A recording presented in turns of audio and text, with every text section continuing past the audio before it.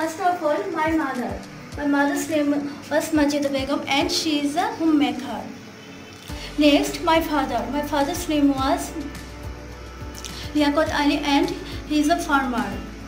Last corner, my brother. My brother name is Farooq Ahmed and he is a business. And it's me.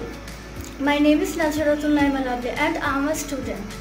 I love my family very much and that's all.